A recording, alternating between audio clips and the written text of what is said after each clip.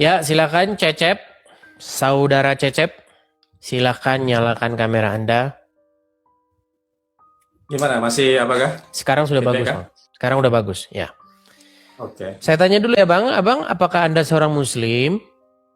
Saya Muslim. Oke, silakan, Bang. Kita mau diskusi yang baik ya, silakan. Ya. Saya tadi mendengar kata Bang Edis katanya Rasul sama Tuhan kenapa nggak bisa jadi satu? Sedangkan saya berpikir kalau Rasul itu artinya bukan yang menyampaikan wahyu. Kenapa diibaratkan sebagai Tuhan gitu? Oke, baik. Jadi gini, Bang. Pertama-tama, supaya kita itu tidak salah paham atau kita debat kusir gini, Bang. Pertama, Al-Quran dan Alkitab itu sama-sama bukanlah berbahasa Indonesia. Anda setuju tidak itu? Gimana? Saya ulang satu kali lagi ya. Al-Quran dan juga Bible itu aslinya tidak ditulis di dalam bahasa Indonesia. Setuju? Ya, terus? Oke. Berarti aslinya tidak ada kata Tuhan di situ. Setuju? Kenapa di kitab suci sendiri tidak ada kata Tuhan? Baik Bible maupun Al-Quran kan lucu kan? Begini Bang, biar kita itu diskusinya akademis, biar kita nggak diskusi seperti komal-komal yang lain. Kalau di komal-komal lain ya yang diskusi juga orang-orang ya mohon maaf lah IQ-nya jongkok. Kalau channel saya bukan channel seperti channel yang lain Bang. Jangan samakan channel saya ini dengan channel-channel yang lain. Ya, channel-channel lain itu isinya itu cuma orang-orang ini semua lah. Debat-debat tapi dia nggak berkompeten. Coba ya, begini Bang. Al-Quran dan juga kitab kami Injil itu tidak ditulis dalam bahasa Indonesia. Jadinya di dalam Al-Quran tersebut sebenarnya tidak ada kata Tuhan. Yang ada itu kata Rob.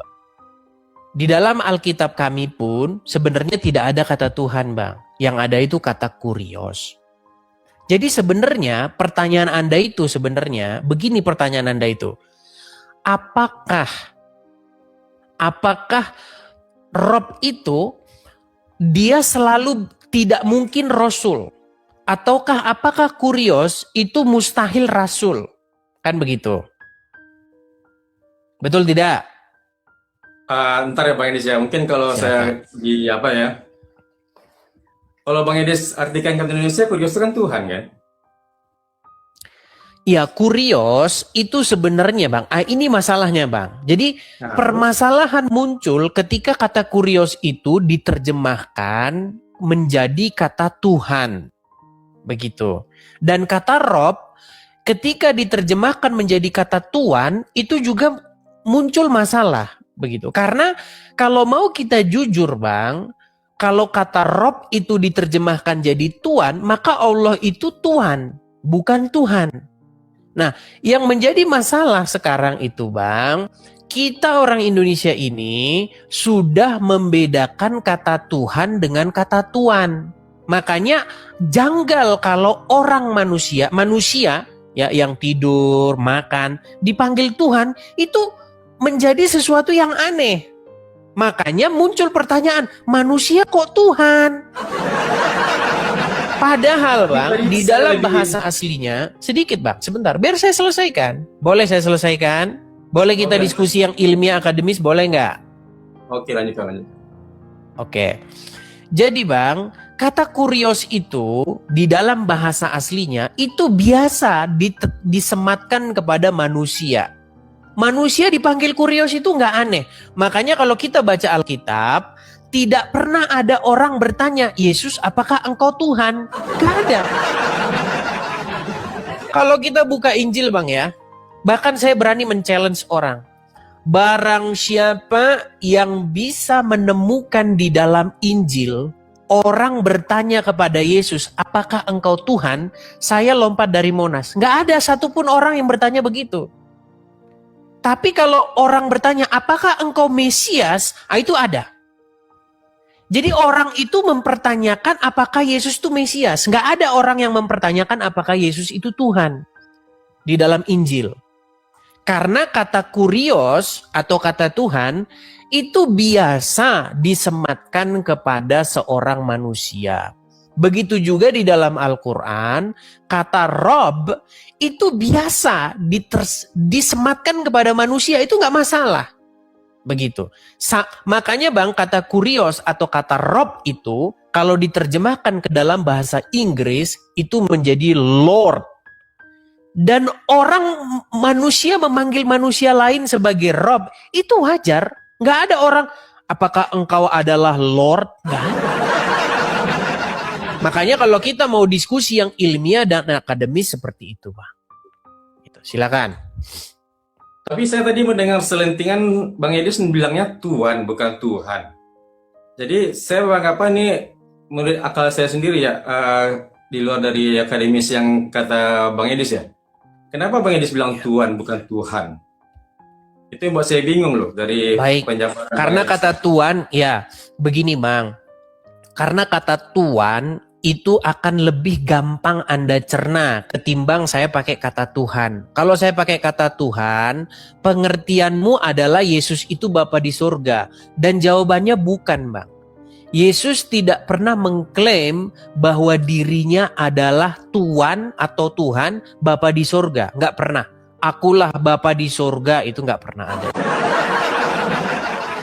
Tetapi dia mengklaim sebagai Tuhan atau Tuhan yang ditujukan kepada Sang Mesias.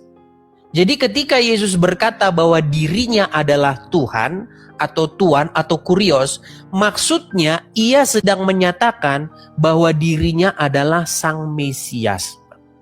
Itu pesan Injil yang sebenarnya, Bang.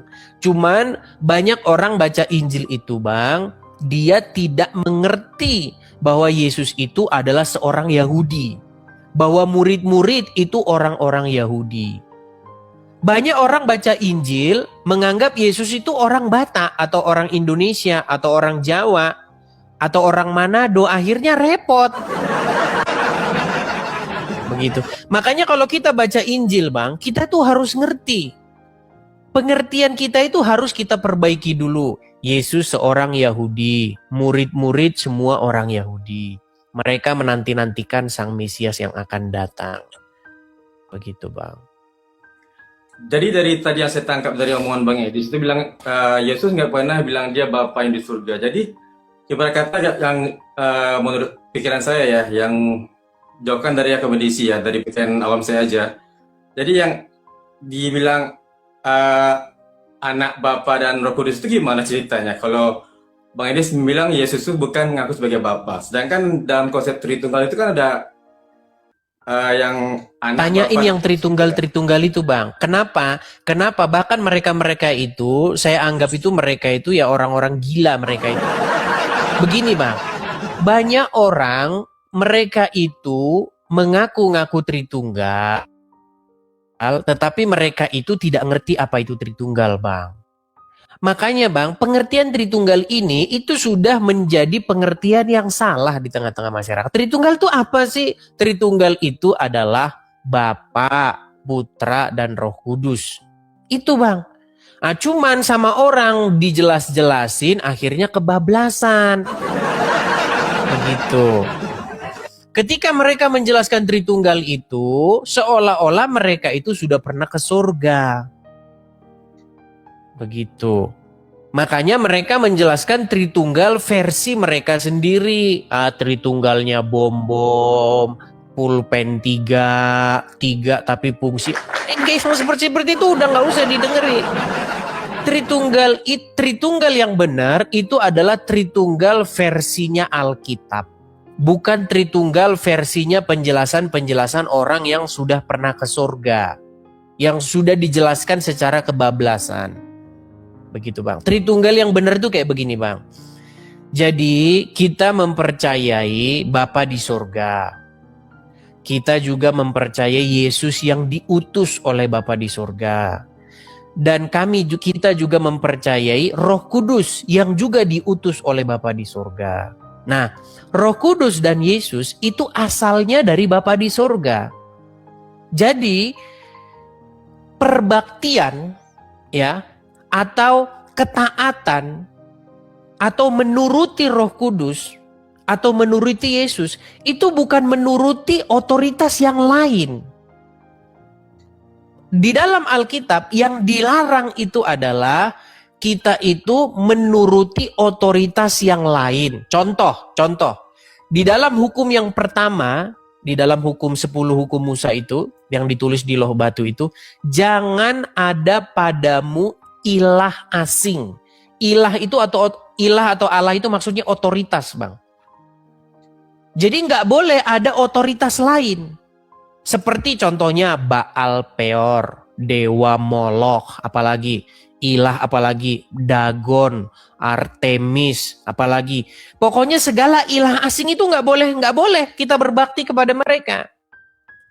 Nah, lalu bagaimana dengan Yesus? Apakah Yesus itu ilah asing seperti Molokh, seperti Baal Peor?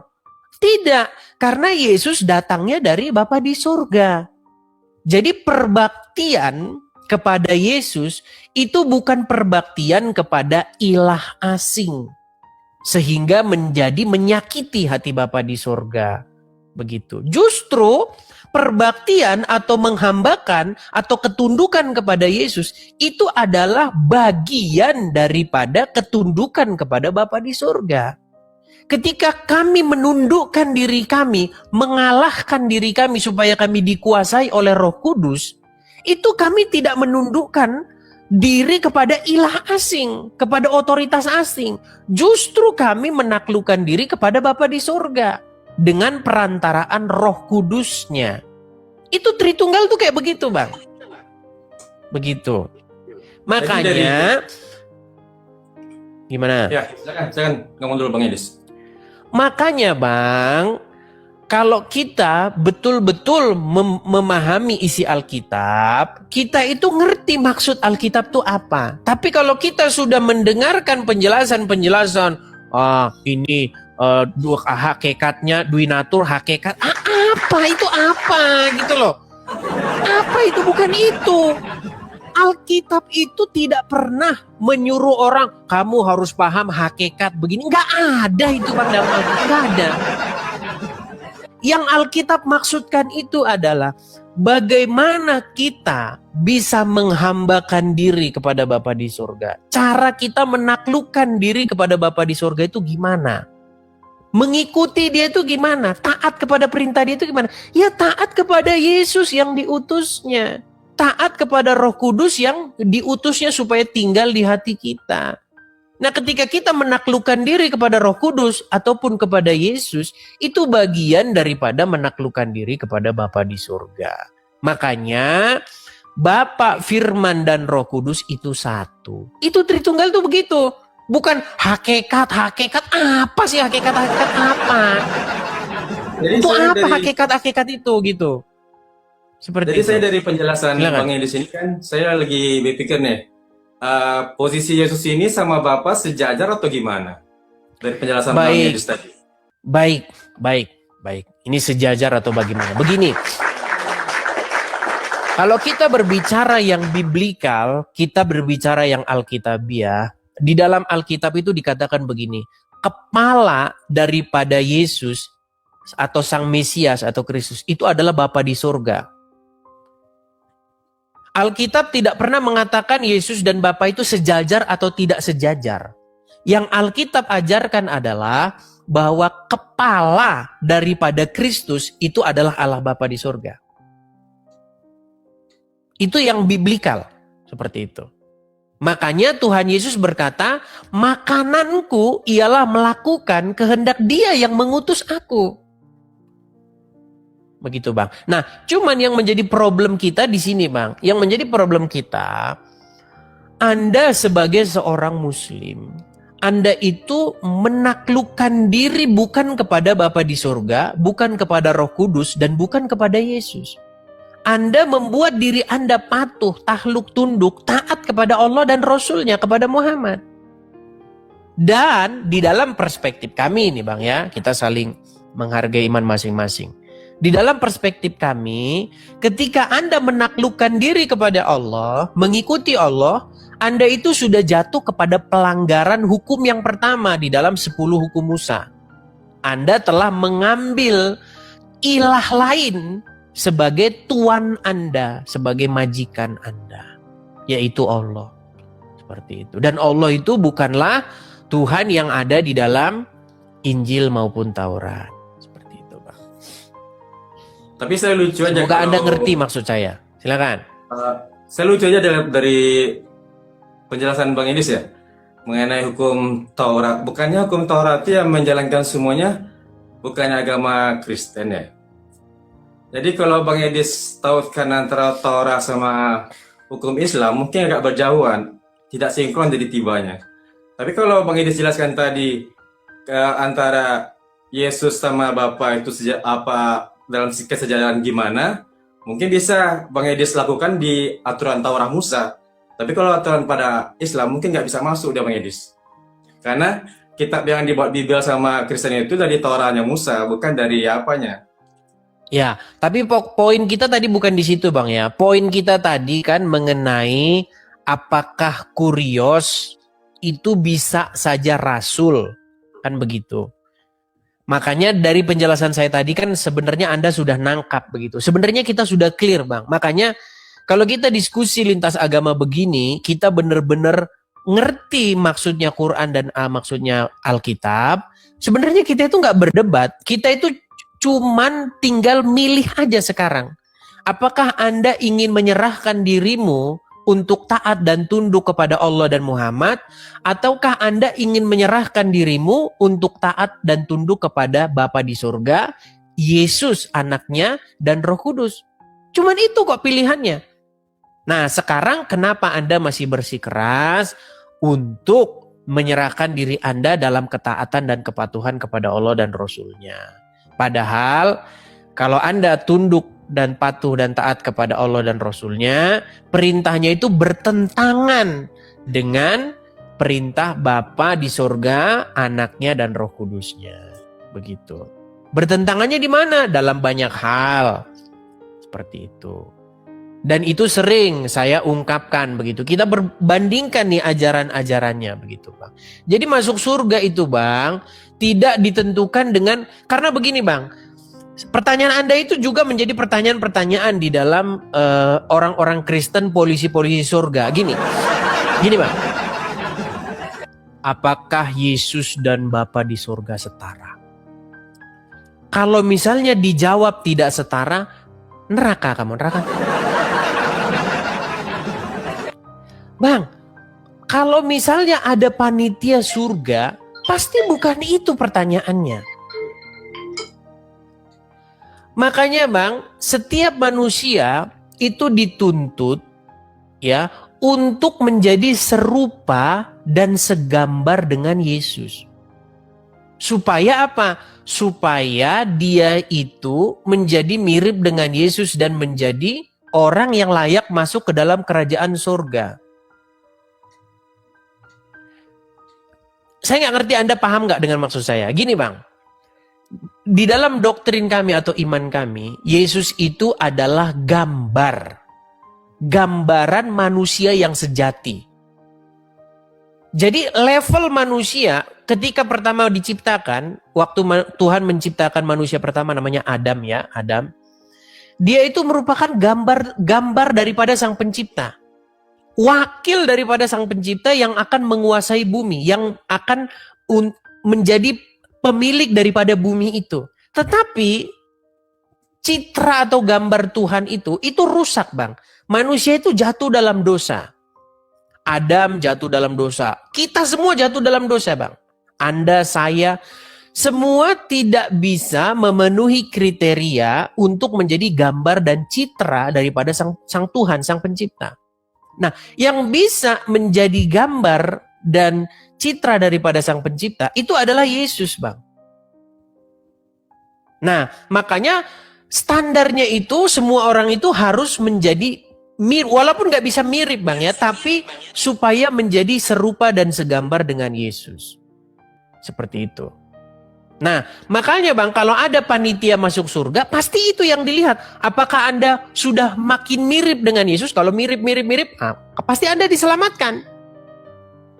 Ya, tentu saja yang menyelamatkan adalah Tuhan Yesus.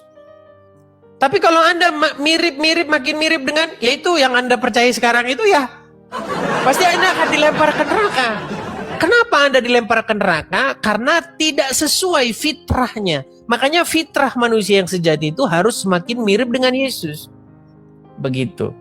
Yang tidak berbuat kesalahan, ya, yang saleh, yang apa lagi? Yesus itu adalah gambar dari manusia yang sempurna. Kesalehannya itu sempurna. Walaupun kita tidak bisa mirip seperti itu, persis seperti itu, ya mirip-mirip Bang. Seperti itu. Jadi dari Itu konsep bukan pertanyaannya bukan apakah Yesus dan Bapa setara? Tidak setara. Oh, neraka kamu neraka. Bukan itu, Bang. Makanya saya bilang itu pertanyaan sekolah teologi, bukan pertanyaan panitia surga itu. Ya, saya menangkap dari perkataan Bang Edis, ada satu poin yang saya anggap agak tanda tanya bagi saya. Jadi Bang Edis ini dalam konteks beragamanya Bang Edis, kita ibaratkan Kristen ya. Bang Edis dalam penyembahannya lebih berat kemana? Yesus atau ke Bapa? Baik, penyembahannya kemana nih? Lalu siapa yang disembah nih? Yesus atau Bapa di surga? Nah ini lagi makanya ya. Baik, ini pertanyaan-pertanyaan orang-orang awam juga Bang. Jadi kalau kita bicara baik, kalau kita bicara penyembahan, apa sih penyembahan itu? Karena ketika kita ngobrol sama orang-orang awam, bahkan orang awam itu tidak bisa membedakan apa itu menyembah, apa itu sujud, apa itu beribadah.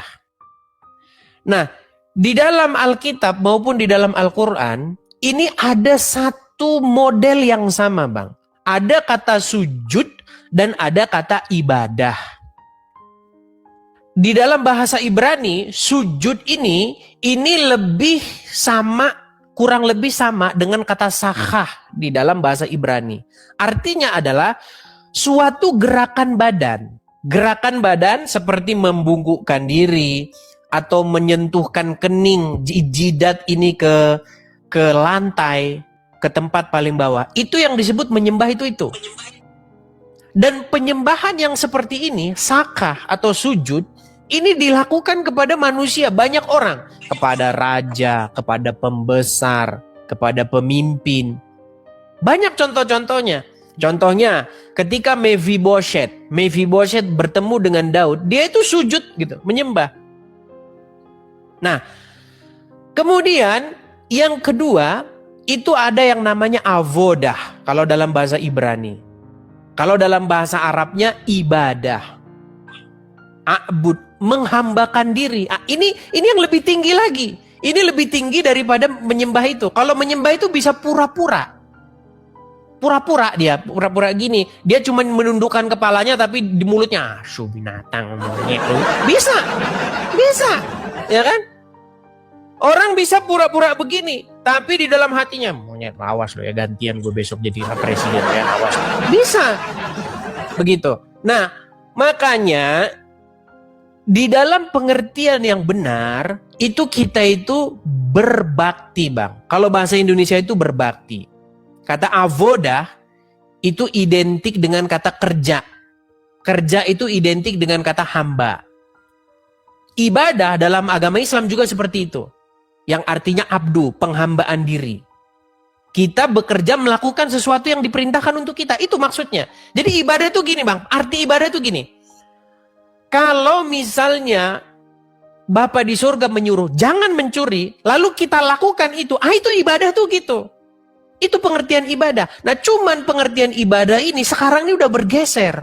Ibadah itu artinya pergi ke bangunan tertentu. Atau melakukan gerakan-gerakan badan tertentu. Itu bagian daripada ibadah. Bagian. Tapi pengertian ibadah yang benar bukan begitu. Ibadah yang benar itu artinya penghambaan diri. Melakukan apa yang disuruhkan kepada kita. Nah, lalu pertanyaan Anda tadi. Lalu yang Anda maksud tadi itu sebenarnya ibadah, bukan begini-begini. Lalu kepada siapa kita berbakti, beribadah? Kepada Bapa atau kepada Yesus? Ya kepada semuanya. Semuanya, Bang. Jadi begini. Bagaimana cara kita beribadah atau menuruti apa yang diperintahkan Bapa di surga? Ya dengan cara beribadah kepada Yesus. Dengan cara menuruti apa yang disuruh Yesus. Bagaimana cara beribadah kepada Yesus? Ya menuruti apa yang diperintahkan Roh Kudus. Nah, kami orang Kristen, Bang, kami percaya bahwa Tuhan itu tidak berhenti bekerja. Sampai hari ini, sampai detik ini, Tuhan tuh masih terus bekerja dengan rohnya. Jadi Tuhan itu punya roh, Bang, yang ditempatkan di dalam hati manusia. Nah, ketika roh Tuhan itu tinggal di hati manusia, roh itu pasti nyuruh dia. Dia nyuruh orang. Jangan nyuri. Jangan mengambil hak yang bukan milikmu. Jangan begini. Nah, ketika kita lakukan perintahnya itu ibadah kita. Perbaktian kita kepada Roh Kudus itu. Nah, berbakti kepada Roh Kudus di detik yang sama itu berbakti kepada Bapa di surga. Beribadah kepada Bapa. Itu pengertian yang benar tuh kayak begitu. Kalau saya lebih sampai situ Anda paham nggak? Silakan. Ntar. Bang Idis, saya dalam konsep penyembahan ini saya bilang antara Yesus sama Bapa ini maksud saya bukan dalam konsep ibadah ya Bang Idis ya. Di sini kan tadi Bang Idis cerita Bang Idis tidak agak ada keraguan dari Tritunggal gituan kan. Jadi konsep penyembahan maksud saya ini Bang Idis lebih cenderung nyembahnya ke Yesus atau ke Bapa dalam suatu apa? Bukan saya bilang penyembahan ini seperti ibadah, bukan. Maksudnya lebih cenderung ke Bapaknya atau ke Yesusnya dalam konsep kekristenannya gitu. Tadi sudah saya jelaskan. Kan? Kalau Anda bertanya kepada saya menyembah di dalam pengertian agama kalian yang begini-begini, kami tidak melakukan itu. Ada namanya Bang Idis, tapi kalau penyembahan berarti Tuhan yang kan, yang disembah gitu kan, bukan ibadah konsepnya. Saya bilang kan dua pilihan penyembahan ya, itu. Tadi saya sudah jelaskan. Kalau Anda belum paham juga, mungkin nanti bisa Anda putar balik. Gini Bang ya, ketika Anda bertanya kepada saya itu selalu menanyakan apa yang Anda maksud sebenarnya. Kalau Anda bermaksud kepada siapa Anda beribadah, kepada Bapa di surga atau kepada Yesus, makanya di dalam pikiran Anda itu ibadah itu apa? Apakah yang begini-begini itu? Kami tidak melakukan itu. Yang kami lakukan ibadah itu adalah melakukan pekerjaan yang disuruhkan kepada kami. Itu definisi ibadah. Ibadah dari kata dasar abdu atau hamba, penghambaan diri. Hamba identik dengan kerja, pekerjaan. Nah, apa pengertian ibadah? Pengertian ibadah adalah melakukan pekerjaan yang disuruh kepada kita untuk kita kerjakan.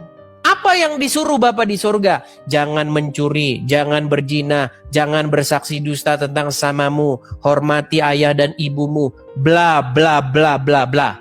Ketika kita lakukan itu ibadah. Nah, pertanyaan Anda tadi, lalu kepada siapa Anda beribadah? Kepada Yesus atau kepada Bapa di surga atau kepada Roh Kudus? Saya jawab kepada semuanya. Karena Roh Kudus memerintahkan kepada kami apa yang diperintahkan Bapa di surga. Yesus memerintahkan kami apa yang disuruhkan oleh Bapa di surga. Makanya Yesus berkata, "Aku berkata-kata bukan dari diriku sendiri, melainkan dari Dia yang mengutus aku." Roh Kudus juga tidak berkata-kata kecuali dari apa yang Bapa inginkan. Makanya Tritunggal itu di situ, Bang. Berbicara tentang Bapa, Firman, dan Roh Kudus yang satu. Bukan berbicara hakikat-hakikat, bukan itu. Begitu, Bang. Sampai sini kalau Anda nggak paham lagi, saya rasa Anda perlu memutar video ulang saya. Begitu. Nanti diputar lagi, putar-putar ulang biar ngerti. Gitu ya. Anda paham atau tidak?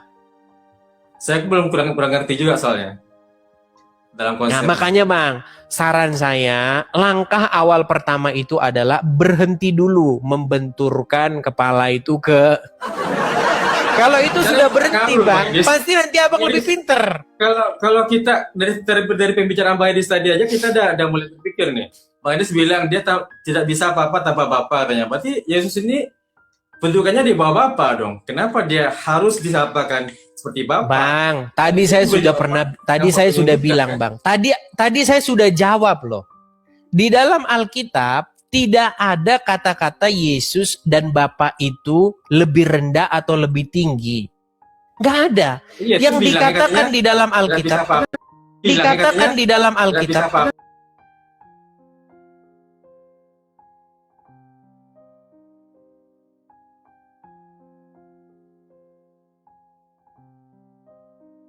apa tanpa Bang, Bapak. Abang kan nanya sama saya. Bang, Abang kan nanya sama saya biar saya jawab. Boleh saya Oke. jawab? Ya. Tidak ada di dalam Alkitab itu pernyataan Yesus dan Bapa itu lebih tinggi atau lebih rendah. Bukan itu kalimatnya. Kalimat yang ada di dalam Alkitab itu adalah kepala daripada jemaat. Jemaat itu orang-orang Kristen keseluruhan. Itu adalah Yesus. Kepala dari Yesus itu adalah Bapa di surga. Anda mau tafsirkan apa itu terserah. Yang menjadi kunci surga di dalam Alkitab bukan soal apakah Bapa dan Yesus setara. Bukan itu. Masa mau masuk surga ditanya, Yesus dan Bapa setara enggak? Setara. Surga kamu surga. Yesus dan Bapa setara atau tidak? Tidak setara. Neraka kamu neraka. Itu kunci jawaban masuk sekolah teologi, bukan kunci jawaban masuk surga, Bang. Kan sudah saya bilang tadi, Bang. Masuk surga atau diselamatkan di dalam iman kekristenan itu adalah bagaimana kita itu mengeksekusi iman kita, iman dengan perbuatan kita. Anda beriman kepada Yesus, Anda beriman kepada Bapa di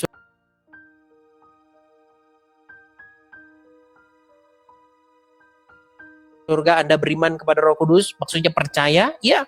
Nah, kalau percaya ada buahnya. Apa buahnya? Melakukan apa yang dia suruh. Itu, Bang. Yang disuruh itu apa itu? Yang disuruh itu jangan mencuri, jangan berzina, kasih sama manusia, bla bla bla. Itu, Bang. Bukan apakah Yesus dan Bapa setara? Itu pertanyaan-pertanyaan polisi surga. Bang, gini. Sekarang ini, Bang, banyak orang polisi surga. Banyak orang sekarang ini, Bang, yang diributkan orang itu masalah dogma. Ini orang banyak sekarang itu pendebat-pendebat jadi polisi surga. Maksudnya begini, Anda percaya dengan duinatur? Kalau Anda tidak percaya dengan duinatur, Anda masuk neraka. Anda percaya nggak bahwa hakikatnya itu sama? Hakikat nanti kalau ini pulpen sama 1, 2, 3, kalau itu nanti masuk neraka Anda nanti. Bukan itu. Tritunggal itu nggak bicara itu. Begitu. Tritunggal itu berbicara bagaimana kita itu harus melakukan yang diperintahkan baik oleh Bapa di surga, baik oleh firman yang menjadi manusia yaitu Yesus dan juga Roh Kudus. Yang ketiganya adalah satu. Seperti itu, Bang. Bukan berbicara mengenai hakikat-hakikatnya, terus ininya, hiposta ininya, apa. Bukan itu, Bang. Seperti itu. Semoga Anda paham ya. Anda paham tidak sampai sini? Oke, makasih. Paham ya? Baik, saya tunggu kapan Anda sudah mengucapkan besok, Bang. Saya sudah meninggalkan majikan saya yang lama, Bang. Tidak, saya masih tetap. Ya, saya tunggu Anda meninggalkan majikan Anda yang 2 itu ya. Oke, seperti itu ya. Oke, terdengar. Bang, selama majikan Anda masih yang sekarang, yang 2 itu, Anda tetap akan dicampakkan ke dalam neraka jahanam. Karena apa? Karena Anda melakukan kemauan keduanya itu. Semuanya amal perbaikan loh, Bang Edis, bukan karena kita berjanji ke surga. Kalau majikan Anda gini loh, kalau majikan Anda masih yang 2 itu, Anda masih menuruti, dikontrol, dikendalikan, dikuasai oleh mereka berdua, pasti nanti Anda berbuat jahat. Untung Anda sebentar lagi nggak ngerakit itu yang meletus-meletus itu. Ya, itu aja ya. Saya turunkan ya. Bukan dosa juga, Bang Edis. Apa perbuatan juga semuanya. Bukan janji surga langsung masuk surga ya. Amal perbuatan juga semuanya. Betul, Bang. Di Alkitab itu berbicara cuman Perbuatan yang disuruhkan siapa? Perbuatan yang disuruhkan Bapa di surga, anaknya Yesus dan Roh Kudus, atau perbuatan yang disuruhkan oleh Allah dan Muhammad? Yang mana yang mau Anda ikuti sekarang? Nah, makanya saya sarankan kepada Anda, belajar. Jangan cuman katanya-katanya, Bang. Banyak orang beragama ini, Bang, 98% orang beragama ini, Bang, katanya-katanya, cuman ikut-ikutan semua, Bang. Ya, di channel saya itu adalah channel yang mendidik supaya apa? Supaya kita itu jangan katanya. Gitu, Bang, ya. Oke? Oke. Semoga kiranya Roh Tuhan atau Roh Kudus ya bisa mencerahkan Anda sehingga Anda bisa berpikir keras. Oke, begitu ya? Bentar lagi bingung Bang Idris gimana menampakkan orang. Ya, baru pertama ya, bingung. Oke, makasih. Berikutnya enggak Bang ya. Idrisnya bingung Oke, saya berarti, turunkan Bang, ya. antara Yesus sama Bapa, mutar-mutar. Udah turun aja. Ya, seperti tugas kita itu menyampaikan saja. Ya, kita menyampaikan yang membolak-balikkan hati seseorang itu ya Roh Tuhan, ya, seperti itu.